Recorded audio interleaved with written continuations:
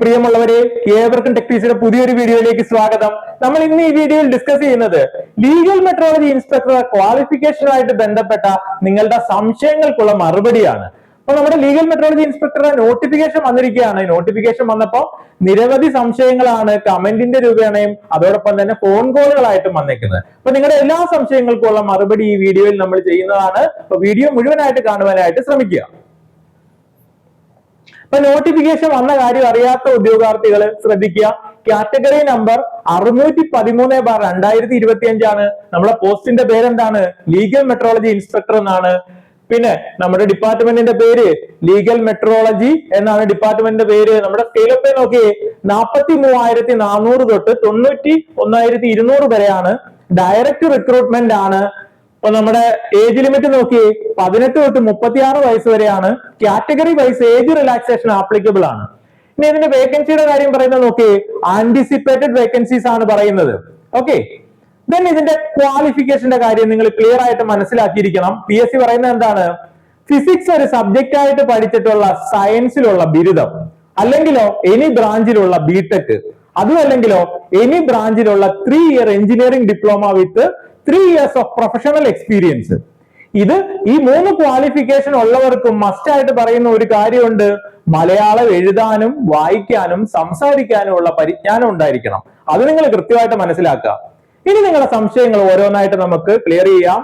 ഒന്നാമത്തെ സംശയം വന്നിരുന്നത് BSc-കാരുടെ സംശയമാണ്.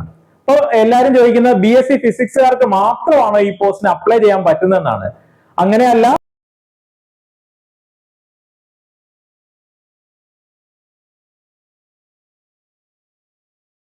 BSc ഡിഗ്രിയില ഫിസിക്സ് ഒരു സബ്ജക്റ്റ് ആയിട്ട് പഠിച്ചിട്ടുള്ള BSc ഡിഗ്രി മതി. അപ്പൊ നമുക്ക് BSc ഫിസിക്സുകാർക്ക് അപ്ലൈ ചെയ്യാം, BSc കെമിസ്ട്രിക്കാർക്ക് അപ്ലൈ ചെയ്യാം, BSc മാത്തമാറ്റിക്സുകാർക്ക്, BSc കമ്പ്യൂട്ടർ സയൻസുകാർക്ക് എന്ന് വേണ്ട, BSc-യില ഫിസിക്സ് ഒരു സബ്ജക്റ്റ് ആയിട്ട് പഠിച്ചിട്ടുള്ള എല്ലാവർക്കും ഈ പോസ്റ്റിന് അപ്ലൈ ചെയ്യാൻ പറ്റും. ഇനി അടുത്തത് ബിടെക്കുകാരുടെ സംശയമാണ്. ബിടെക്കുകാർ മനസ്സിലാക്കേണ്ട കാര്യം, ബിടെക് ഏത് ബ്രാഞ്ചുകാർക്കും അപ്ലൈ ചെയ്യാൻ പറ്റും. അതിനകത്ത് ഒരു കൺഫ്യൂഷനും വേണ്ട. ദെൻ ഇനി ബിക്കാര് ചോദിക്കും, ബിക്കാര് പലരും വിളിച്ചു ചോദിച്ചായിരുന്നു ബിക്കാർക്ക് അപ്ലൈ ചെയ്യാൻ പറ്റുമെന്ന്.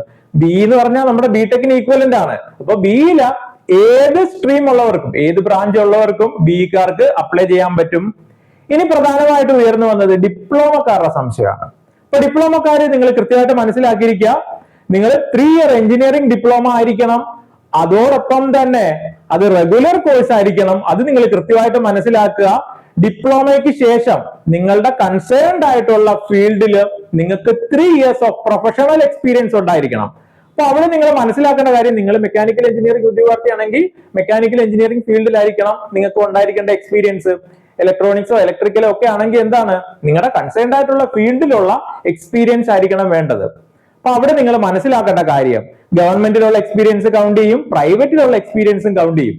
അപ്പൊ നിങ്ങൾ ഗവൺമെന്റിലായാലും പ്രൈവറ്റിലായാലും എക്സ്പീരിയൻസ് കൗണ്ട് ചെയ്യും. പക്ഷെ വാലിഡ് ആയിട്ടുള്ള എക്സ്പീരിയൻസ് സർട്ടിഫിക്കറ്റ് PSC പറയുന്ന ഫോർമാറ്റിൽ നിങ്ങൾ എന്ത് ചെയ്യണം? സബ്മിറ്റ് ചെയ്യണം.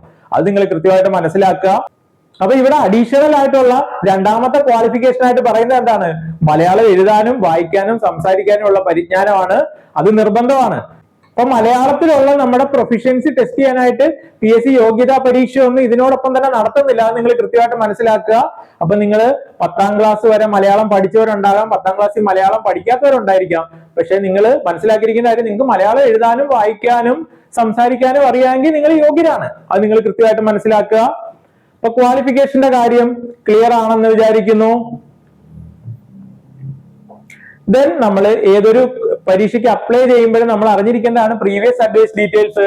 അപ്പൊ അവിടെ കഴിഞ്ഞ പ്രാവശ്യത്തെ കാറ്റഗറി നമ്പർ 485/2022 ആയിരുന്നു. പരീക്ഷ നടന്നത് 10/6/2023 അന്ന് അപ്ലൈ ചെയ്തവരുടെ എണ്ണം നോക്കി 35,575 ആയിരുന്നു. നമ്മുടെ റാങ്ക് ലിസ്റ്റ് നിലയിൽ വന്ന് 27/4/2024 കട്ട് ഓഫ് മാർക്ക് നോക്കിയത് 43.33 ആയിരുന്നു. അന്നത്തെ മാക്സിമം മാർക്കോ 61.33 ആയിരുന്നു. ഇന്റർവ്യൂവിന് ലഭിച്ച മാക്സിമം മാർക്ക് 13 ആയിരുന്നു. ദെൻ ലാസ്റ്റ് അഡ്വൈസ് നടന്നത് 2/9/2025 ഇതുവരെ 16 പേർക്കാണ് അഡ്വൈസ് ലഭിച്ചത്. ദെൻ റാങ്ക് ലിസ്റ്റിന്റെ അവസ്ഥ എന്താണ്? റാങ്ക് ലിസ്റ്റ് 26/4/2027 തീരും. ഇനി പലരും ചോദിച്ച ഒരു സംശയമാണ്, ഇതിന്റെ സെലക്ഷൻ പ്രൊസീജിയറുമായിട്ട് ബന്ധപ്പെട്ട കാര്യമാണ് പലരും ചോദിച്ചത്. അപ്പൊ അവിടെ നിങ്ങൾ മനസ്സിലാക്കേണ്ട കാര്യം OMR ബേസ് ചെയ്തിട്ടുള്ള ഒരു പരീക്ഷയാണ്. ആ പരീക്ഷയിൽ PSC ഒരു സിലബസ് തന്നിട്ടുണ്ട്. ആ സിലബസ് പ്രകാരം 100 മാർക്കിന്റെ ഒരു പരീക്ഷയാണ്. ആ പരീക്ഷയെ ഷോർട്ട് ലിസ്റ്റഡ് ആകുന്ന ഉദ്യോഗാർത്ഥികള് ഒരു ഡോക്യുമെന്റ് വെരിഫിക്കേഷൻ ഉണ്ടാകും. അതിനുശേഷം ഒരു ഇന്റർവ്യൂ ഉണ്ടാകും. ഇന്റർവ്യൂവിന് 20 മാർക്കാണ്. അപ്പൊ അങ്ങനെ 100 മാർക്കിന്റെ OMRന്റെ പരീക്ഷയും 20 മാർക്കിന്റെ ഇന്റർവ്യൂവിന്റെ പരീക്ഷയും കൂടെ ചേർത്ത് 120 മാർക്കിലാണ് നിങ്ങളുടെ റാങ്ക് നിശ്ചയിക്കപ്പെടുന്നത്. അത് നിങ്ങൾ കൃത്യമായിട്ട് മനസ്സിലാക്കുക. പല ആൾക്കാരും ചോദിച്ച ഒരു കാര്യമാണ്, ഇതൊരു യൂണിഫോം പോസ്റ്റ് ആണല്ലോ, അപ്പൊ ഫിസിക്കലും മെഡിക്കലും അതോടൊപ്പം തന്നെ ഫിസിക്കൽ സ്റ്റാൻഡേർഡ്സും ഇല്ല എന്നുള്ളത്. അപ്പൊ ഇവിടെ നിങ്ങൾ മനസ്സിലാക്കേണ്ട കാര്യം, ഇവിടെ ഫിസിക്കൽ സ്റ്റാൻഡേർഡ്സ് ഇല്ല, ഫിസിക്കൽ മെഷർമെന്റ് ഇല്ല, ഫിസിക്കൽ ടെസ്റ്റ് ഇല്ല, മെഡിക്കൽ എക്സാമിനേഷൻ ഇല്ല, ഒന്നുമില്ല. ഇനി സിലബസിന്റെ കാര്യത്തിൽ പല ആൾക്കാരും സംശയം ചോദിച്ചിരുന്നു. കാര്യം സിലബസിൽ വലിയ മാറ്റങ്ങൾ വരുമോ, ഇനി എഞ്ചിനീയറിംഗ് വിഷയങ്ങളൊക്കെ എടുത്തിടുവോ എന്നൊക്കെയുള്ള ചോദ്യങ്ങൾ ചോദിച്ചു. അപ്പൊ അതിനുള്ള മറുപടി എന്ന് പറഞ്ഞു കഴിഞ്ഞാൽ, ഇത് BSc-കാർക്കും അപ്ലൈ ചെയ്യാം, അതോടൊപ്പം തന്നെ BTech-കാർക്കും ഡിപ്ലോമക്കാർക്കും എല്ലാം അപ്ലൈ ചെയ്യാൻ പറ്റും. അപ്പൊ എല്ലാവർക്കും എഴുതാൻ പറ്റുന്ന ഒരു സിലബസ് ആയിരിക്കും അവർ ഇടുന്നത്. അപ്പൊ കഴിഞ്ഞ പ്രാവശ്യത്തെ സിലബസ് നോക്കിക്കഴിഞ്ഞാൽ അത് അത്യാവശ്യം സിസ്റ്റമാറ്റിക് ആയിട്ടുള്ള ഒരു സിലബസ് ആയിരുന്നു. അപ്പൊ അതിൽ വലിയ മാറ്റങ്ങൾ വരാനായിട്ടുള്ള സാധ്യതയില്ല. അപ്പൊ നമ്മൾ കഴിഞ്ഞ പ്രാവശ്യത്തെ സിലബസിന്റെ ഒരു ഓവർവ്യൂ നമുക്ക് നോക്കാം. ആദ്യത്തെ 10 മാർക്കിന് basics of electronic measurement system ആണ് 10 മാർക്ക്. ദെൻ അടുത്ത 10 മാർക്കിന് ബേസിക്സ് ഓഫ് കമ്പ്യൂട്ടർ ആണ്. അടുത്ത 30 മാർക്കിന് കെമിസ്ട്രി, അടുത്ത 30 മാർക്കിന് ഫിസിക്സ്, ബാക്കി 20 മാർക്കിന് മാത്തമാറ്റിക്സ്. അങ്ങനെ 100 മാർക്കിന്റെ OMR ബേസ്ഡ് പരീക്ഷയാണ് നമ്മൾ പ്രതീക്ഷിക്കുന്നത്. അപ്പൊ പല ആൾക്കാരും ചോദിക്കുന്നുണ്ട്, ഇതിന് പ്രിലിംസ് ഉണ്ടോ മെയിൻസ് ഉണ്ടോ എന്നൊക്കെ. ആകെ ഒറ്റ പരീക്ഷയുള്ളൂ. ആ പരീക്ഷയ്ക്ക് ശേഷം ഇന്റർവ്യൂ ഉണ്ട്. അതിന്റെ രണ്ടിന്റെയും മാർക്ക് എടുത്തിട്ടാണ് നമ്മുടെ റാങ്ക് ലിസ്റ്റ് തീരുമാനിക്കപ്പെടുന്നത്. ഓക്കെ. ഇപ്പൊ പല ആൾക്കാരും ചോദിക്കുന്ന ഒരു ചോദ്യമാണ്, ഇപ്പം ഓൾറെഡി ലിസ്റ്റ് നിലവിലിരിക്കുകയാണ്, ഇനി വേക്കൻസി വരുമോ എന്നുള്ള കാര്യം. അപ്പൊ PSC ഓൾറെഡി നോട്ടിഫിക്കേഷൻ പുറപ്പെടുവിച്ചു കഴിഞ്ഞ്, അപ്പൊ എന്തായാലും നമുക്ക് വേക്കൻസി വരും, അതിനകത്ത് തർക്കമില്ല. ഇനി അവിടെ നിങ്ങൾ മനസ്സിലാക്കിയിരിക്കേണ്ട കാര്യം, 2027 ശേഷം, അതായത് 2027 ഇതിന്റെ ലിസ്റ്റ് തീരുമ്പോ, ഇപ്പോ ഉള്ള ലിസ്റ്റ് തീരുന്നതിന് ശേഷമുള്ള വേക്കൻസി എല്ലാം നമുക്കുള്ളതാണ്. അപ്പൊ അവിടെ നമ്മൾ മനസ്സിലാക്കിയിരിക്കേണ്ട കാര്യം, റിട്ടയർമെന്റ്, പ്രൊമോഷൻ, ഇനി എന്തെങ്കിലും പോസ്റ്റ് ക്രിയേഷൻ ഉണ്ട്, അങ്ങനെയുള്ള കാര്യങ്ങൾ, ഇനി ഉള്ള പോസ്റ്റിൽ നിന്ന് ആൾക്കാർ മാറിപ്പോകുന്നുണ്ടെങ്കിൽ, നമ്മുടെ ലിസ്റ്റ് എക്സ്പയർ ആയതിനു ശേഷം ആൾക്കാർ മാറിപ്പോകുന്നുണ്ടെങ്കിൽ ആ വേക്കൻസി എല്ലാം നമുക്കാണ്. അപ്പൊ നമ്മൾ എന്തായാലും അടുത്ത ലിസ്റ്റിൽ നിന്ന് നമ്മൾ ഏകദേശം ഒരു 25 തൊട്ട് 30 വരെ അഡ്വൈസ് ആണ് നമ്മൾ പ്രതീക്ഷിക്കുന്നത്. ഒരുപാട് വേക്കൻസീസ് അല്ലെങ്കിൽ ഒരുപാട് അഡ്വൈസ് വരുമെന്ന് ഞാൻ പറയുന്നില്ല. എന്തായാലും നമുക്ക് 25 മുതൽ 30 വരെയുള്ള അഡ്വൈസ് നമ്മൾ പ്രതീക്ഷിക്കുന്നുണ്ട്. അപ്പൊ എന്തായാലും നോട്ടിഫിക്കേഷൻ വന്നിരിക്കുകയാണ്. അപ്പൊ നമുക്ക് നോട്ടിഫിക്കേഷൻ വന്നു. ഇതൊരു യൂണിഫോം പോസ്റ്റ് ആണ്, ഗ്ലാമറസ് ആയിട്ടുള്ള പോസ്റ്റ് ആണ്. അപ്പൊ നിങ്ങളുടെ തയ്യാറെടുപ്പ് ഊർജിതമാക്കേണ്ട സമയം അതിക്രമിച്ചു കഴിഞ്ഞു. അപ്പൊ നിങ്ങൾ എന്ത് ചെയ്യണം, കൃത്യമായിട്ട് പ്ലാൻ ചെയ്ത് വ്യക്തമായിട്ട് ഉള്ള ദിശയില നിങ്ങൾ തയ്യാറെടുക്കണം. അപ്പൊ അതിന് നിങ്ങൾക്ക് ഏറ്റവും നല്ല ഗൈഡൻസും മെന്റർഷിപ്പും എല്ലാം വേണം.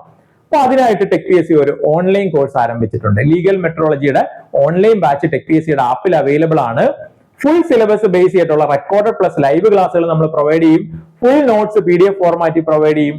ടോപ്പിക് വൈസ് പരീക്ഷകൾ ഉണ്ടാകും. ഫുൾ സിലബസ് ബേസ് ചെയ്തിട്ടുള്ള പരീക്ഷകൾ ഉണ്ടാകും. പരീക്ഷ വരെയും നമ്മൾ ക്ലാസ് തരും. ഡൗട്ട് ക്ലിയറൻസും മെന്റർഷിപ്പും എല്ലാം ഉണ്ടാകും.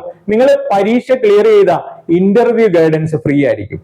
അങ്ങനെ ഇത്രയും കാര്യങ്ങൾ, ഇത്രയും പ്രത്യേകതകളുള്ള ഈ കോഴ്സിലേക്ക് എത്രയും പെട്ടെന്ന് ജോയിൻ ചെയ്യുക. നിങ്ങളുടെ സക്സസ് ടിക്കറ്റ് ഉറപ്പിക്കുക. ഈ എക്സാമിന് തയ്യാറെടുക്കുന്ന എല്ലാവർക്കും ടെക് PSCയുടെ വിജയാശംസകൾ. Thank U.